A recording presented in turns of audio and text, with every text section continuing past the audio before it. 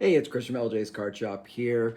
Got to thank my buddy Eric from Richards Rips for that new introduction. I mean, man, K Dub was doing some just awesome community work, and I heard this dude talk. I'm like, you are going to be a broadcaster one day. Like, you just have that magic voice. Like, hey, man, would you do a introduction for the podcast? Like, absolutely. Like, he's been wanting to do that kind of stuff. I got him to do it, and hopefully it sounds cool. If not, get him to do another one next week. So we'll see how it goes. But this is Chris from LJ's back with Man with the Mic. A couple things I want to hit on is, I got my Cincy Connect shirt on. If you're listening, you can't see it. If you're watching on YouTube, you can. But them Reds have won 8 in a row. And the hottest person on the team as far as sports cards is Elly De La Cruz. But there's another rookie that maybe you should be going after. How about Matt McLain? He is just getting overshadowed by Elly right now. But Spencer Steer, Matt McLain, just unbelievable how they're just playing right now. The Reds are a fun team to watch. Like, baseball's fun again for the first time since 2012 for me. And I'm really enjoying it. Got tickets to go July 1st versus the Padres. Can't wait. But I said before that, like, I sold an Elly card real high, bought another one that was lower that I'm happy with. It came in the mail, and I'm so happy I made that move.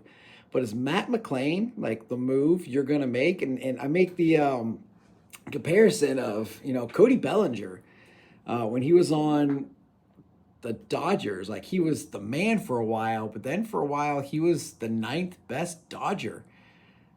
He could have been the first best Red that year, or is he like the fourth best Cub right now? Or you got Mookie Betts, Clayton Kershaw, Walker Bueller's hurt, but some of these superstars on the Dodgers, or even the Yankees, you might be the fifth best Yankee, but you'd be the first best Pittsburgh Pirate, except Henry Davis getting called up today, or the first best Colorado Rocky. And does that play a part into your collectability?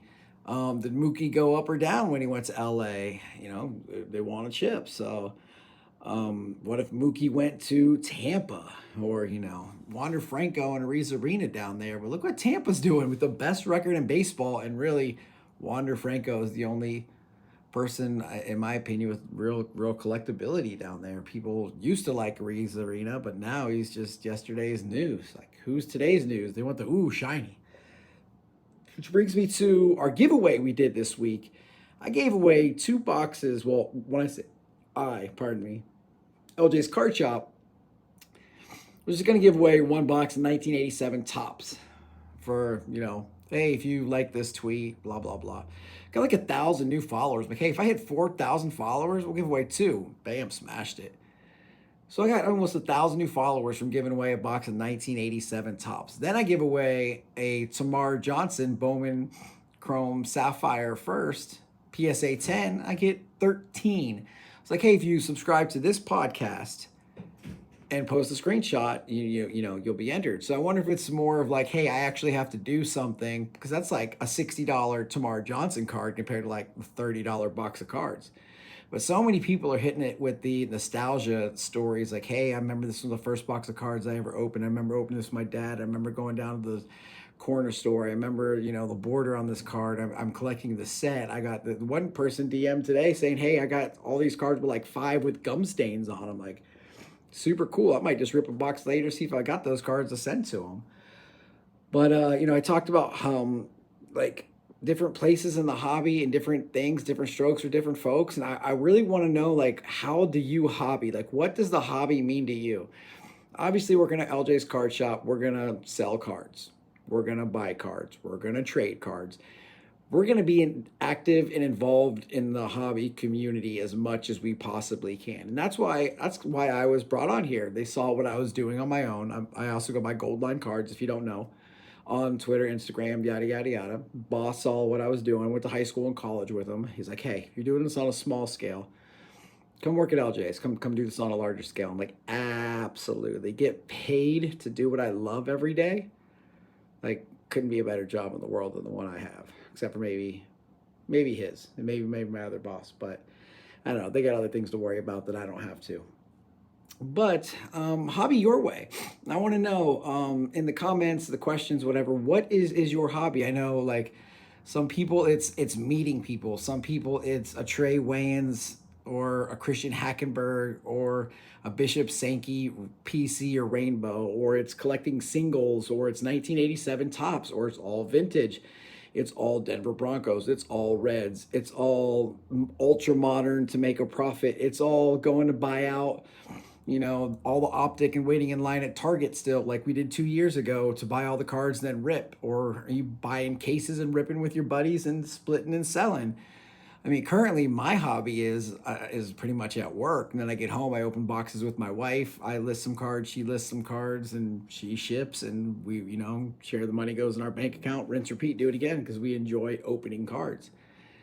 Now, when you open boxes of cards, I have zero expectation of making my money back. I expect to have a good time opening them. If you're not having a good time opening cards, what are you doing?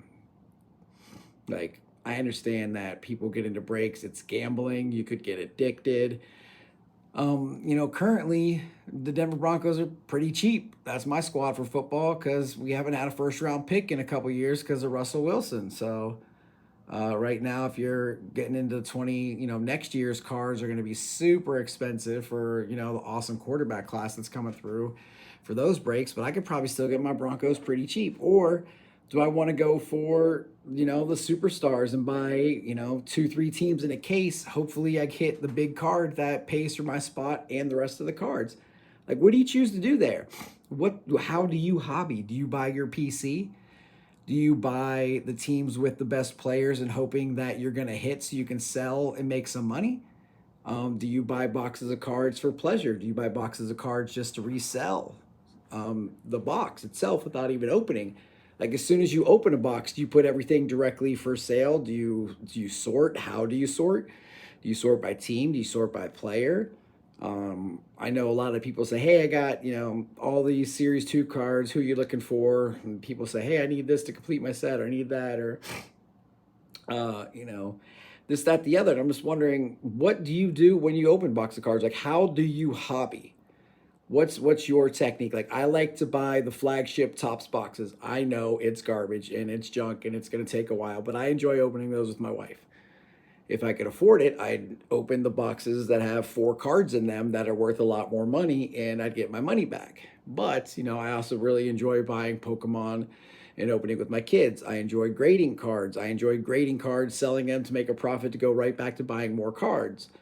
Or also paying my car payment, whichever needs, like, I have money to pay my car payment. Please don't think I'm in financial straits or anything. It was more of a joke, but, K-Dub said, never let the hobby cause you financial or marital stress. It does not for me. So if you took it that way, it don't.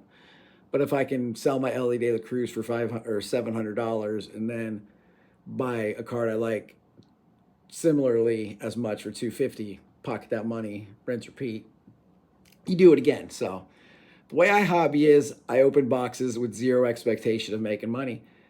I enjoy opening those boxes. I sell what I don't want. I keep what I want, and I donate a lot of the base cards to teachers. Eloy the Goat, Jamie, Joe up in Detroit. There's someone, I think Che just said about a whole guy. There was an article written about him. He owns a card shop and he just gives cards. I give away cards to our little league in town. I used to give them to the children's hospital. Like, where can you donate your base cards to? Kim Flanders, if you haven't heard of her story with Jeffrey, all she wanted was like one Steelers card. Ben from Midwest Box Breaks gets a hold of it. All of a sudden they're on Good Morning America because the mailman had to make 48 stops at their house for all the support and cards they sent to Jeffrey. And even Cam Hayward made an appearance. So if you don't know that story, Google Midwest Box Breaks and Kim Flanders baseball card or football cards. It's an incredible story. See, that's why it's a man with a mic. I went in 19 different directions there, but the way they hobby is building communities with good people in them to do good things and break cards. I'm not a breaker. I'm a collector. And when I'm at work, I'm a seller. What are you, and how do you hobby? Let me know. I'm going to do a poll. You could comment on this as well. So make sure you follow, because, you got to say follow, like, subscribe. Comment, obviously, does all those things for the algorithm. I'll post the video on the different social medias. The audio will go on the different, audio platforms. I thank you so much for watching. I thank you for listening and just being a part of mine and LJ's little journey here. So everybody have a great day. Go Reds.